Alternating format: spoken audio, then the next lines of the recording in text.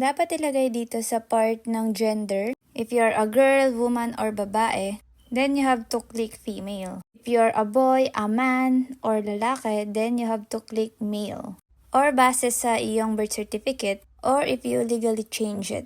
Also sa part ng marital status, this is all based on research. Make sure you always have a supporting documents. At para po makasigurado po kayo, lagi po kayong magbabase kung ano po ang meron kayong legal documents. Married, if kayo po ay kasal or meron po kayong asawa or you have spouse.